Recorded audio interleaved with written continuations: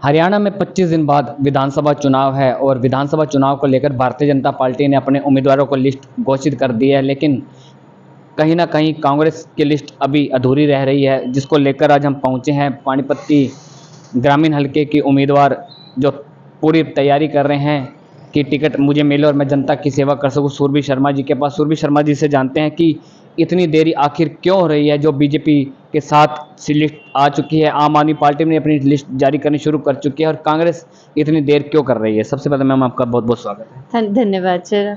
Ma'am, Congress की list आने में इतनी देरी क्यों हो रही है, क्योंकि 25 दिन शेष रह चुके हैं चुनाव को और 12 तारीख तक लास्ट डेट है नामांकन की।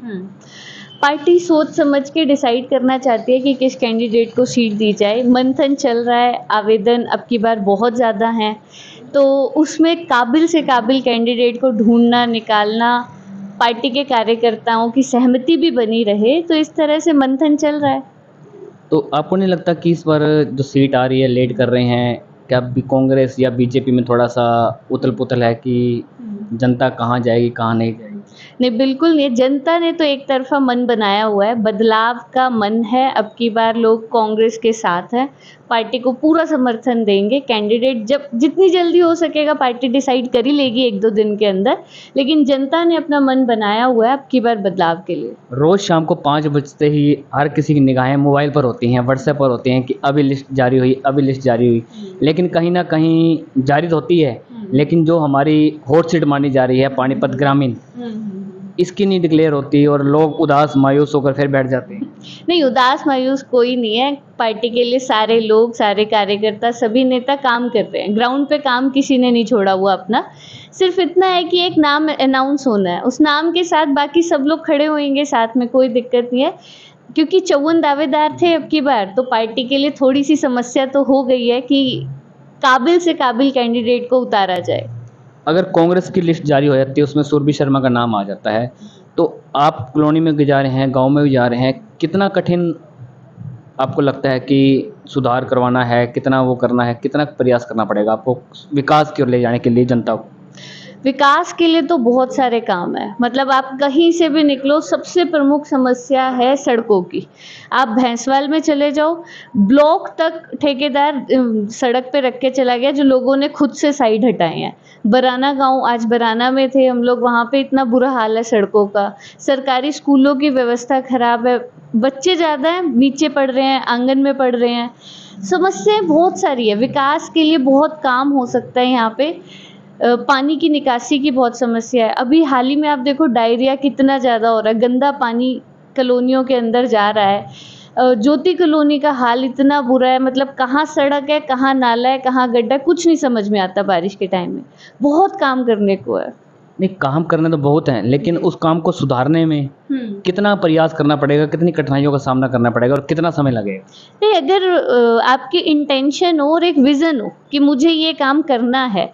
अब जो हमारे अभी हाल ही में है, उन्हें तो 10 साल हो चुके हैं। 10 साल में काम ना हो, इतना मुश्किल कुछ नहीं था। महीने, 2 महीने, 6 महीने में सिस्टम सेट हो सकता है।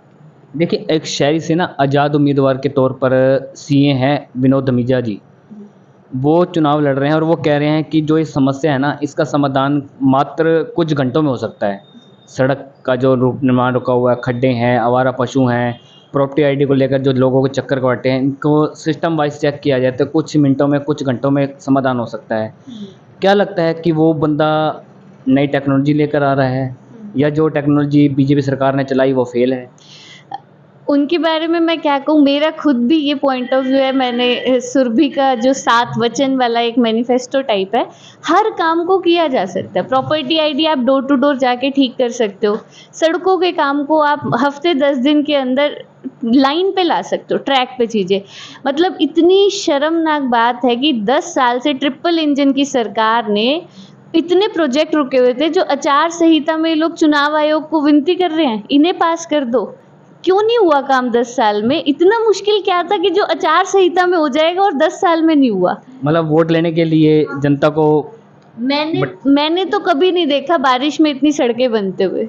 मैंने तो नहीं देखी। जो सड़कें, चुनाव की तैयारी अब की बार ऐसे हो रही है, सड़कों बना बना के, बिना टेंडर के भी सड़कें बन रही है कई जगह। तो तो चुनाव के लिए, वोट के लिए, लेकिन जनता मूर्ख नहीं है। लोगों ने 10 साल जो झेला है, जो उन्हें परेशानियों का सामना करना पड़ा है, राशन कार्ड के लिए, प्रॉपर्टी आईडी के लिए इतने जो धक्के खाए हैं, लोग वो नहीं भूले हैं।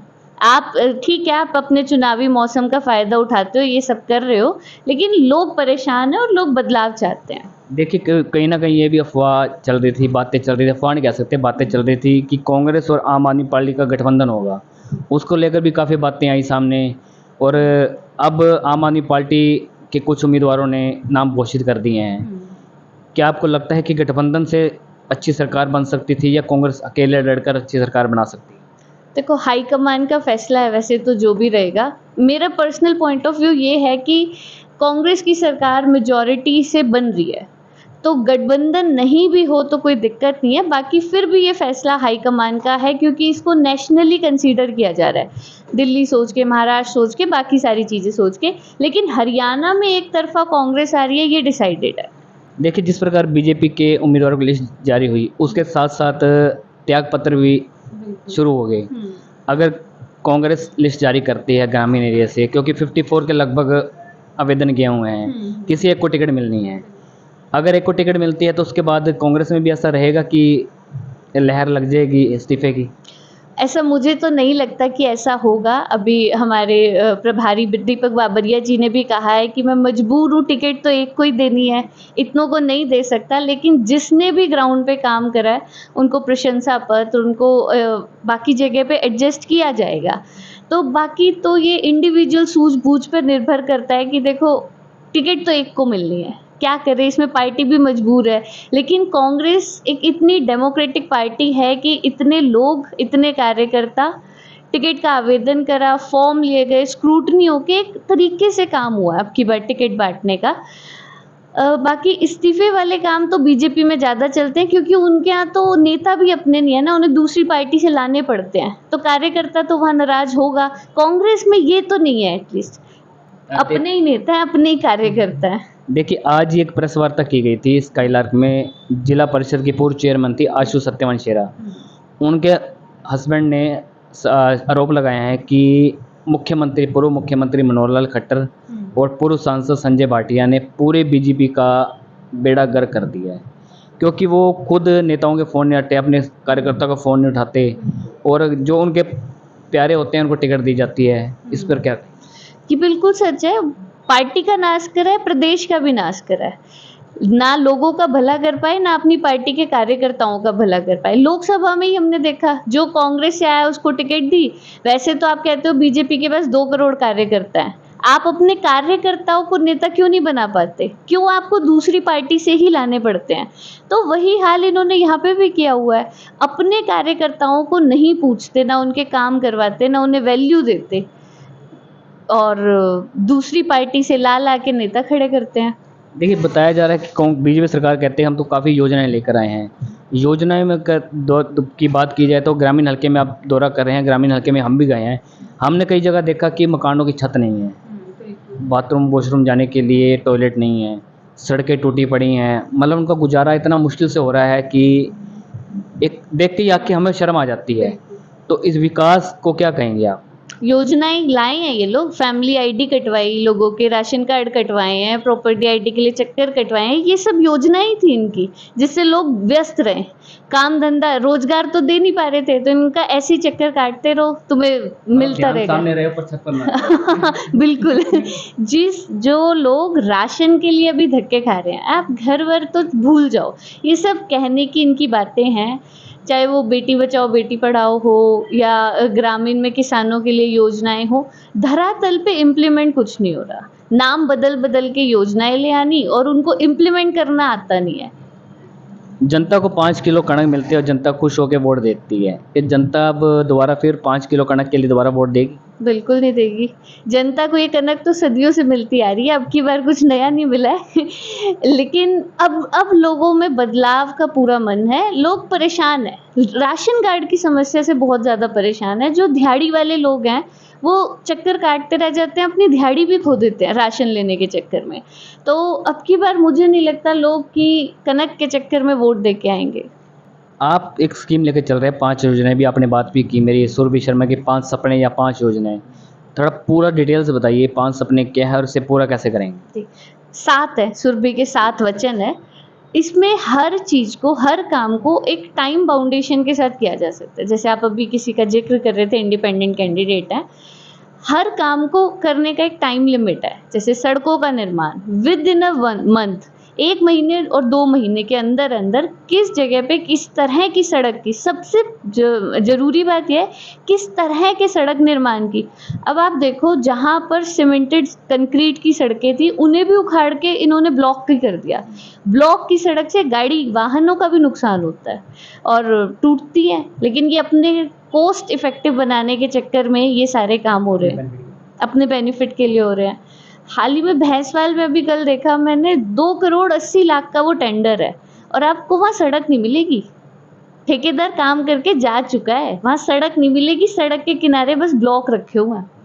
ये इस तरह का भ्रष्टाचार इस सरकार ने अदृश्य सड़क तो नहीं है? है, वो पानी में डूबी हुई है, अदृश्य ही है। इतनी ज़्यादा निकासी की समस्या है वहाँ पे। तो मैं अपने विज़न पे आती हूँ, तो जैसे सड़कों का काम है, 1 महीने 2 महीने के अंदर property ID, family ID, document related जितने काम है वो मोबाइल वैन के थ्रू हो। जैसे अभी पासपोर्ट ऑफिस में आग लगी तो वैन में एक सिस्टम है, वो वैन डोर टू डोर जाएगी, वो वैन प्रॉपर सर्वे करके काम करे। एजुकेशन और हेल्थ प्रायोरिटी, सरकारी स्कूल का इंफ्रास्ट्रक्चर, एग्जिस्टिंग इंफ्रास्ट्रक्चर को ही बस इम्प्रूव करना है। अच्छे टीचर्स, महमदपुर गांव के अंदर स्कूल है, अच्छा बड़ा स्कूल है, लेकिन वो स्कूल सिर्फ 5वीं तक है, वहाँ कमरे हैं, उनमें ताला लगा हुआ है। उसी को आप इंफ्रास्ट्रक्चर को इम्प्रोवाइज कर सकते हो, 8 तक 10 तक बना सकते हो। वहाँ के बच्चे 4-4 5-5 किलोमीटर दूर जा रहे हैं पढ़ने के लिए।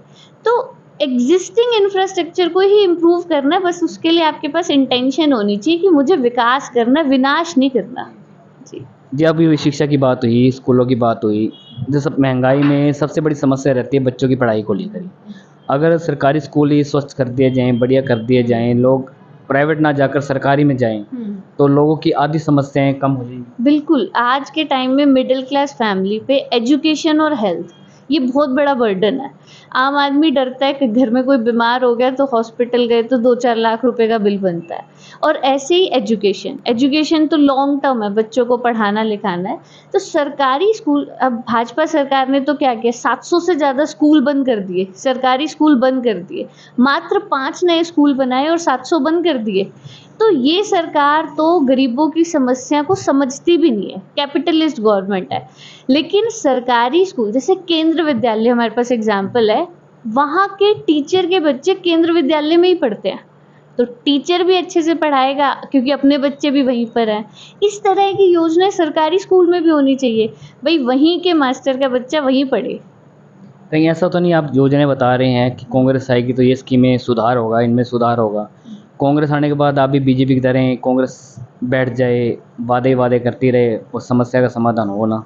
नहीं, वो उन पार्टी का नाम है, भारतीय जुमला पार्टी है वो हमारा काम नहीं है। 70 साल में हमने तो बहुत सारे काम कर रहे हैं। नहीं, विपक्ष तो कह रहा है 70 साल में कुछ भी नहीं किया, वो लूटा ही लूटा जनता को। अच्छा, आईआईटी, एम्स, ये एनआईटी, ये किसने बनाए थे?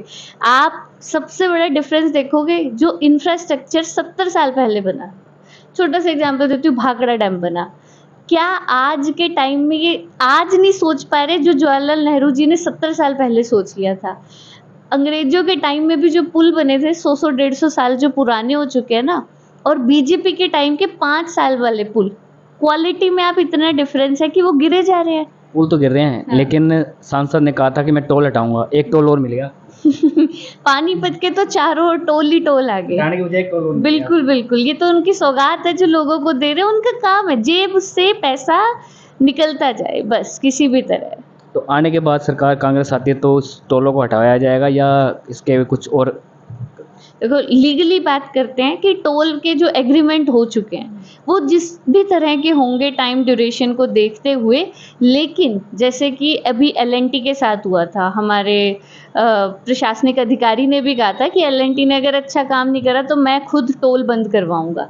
इस तरह की सख्ताई ज़रूर होनी चाहिए, कि अगर कंपनीज अच्छा काम नहीं कर रही तो ये एक तरफा नहीं है कि सिर्फ आप लोगों को लूटते रहो और वहाँ से कुछ ना सर्विस लो। सर्विस के बदले लोग पैसा दे रहे हैं। जिन भी टोल का टाइम ड्यूरेशन पूरा हो चुका है, जो बदमाशी करके, मनमर्जी करके या नेताओं से साठ गांठ करके चल रहे हैं, उन्हें बंद कराने का काम जरूर होगा। देखिए, आपके ऑफिस के बाहर की बात की जाए, इसी रोड की बात की जाए कि और आवारा पशु यहाँ पर बहुत ज़्यादा देखने को मिलते हैं। आवारा पशु के कारण हमारे शहर के एक युवा ने भी जान गंवाई, एक बुजुर्ग ने भी जान गंवाई। बहुत ही दुखद घटना थी, क्यों काफ़ी लोग घायल भी होते हैं, जिसका एक जीता जागता उदाहरण मैं भी हूँ। मैं भी आज घायल हुआ हूँ। तो इनको हटाने के लिए क्या किया जाए?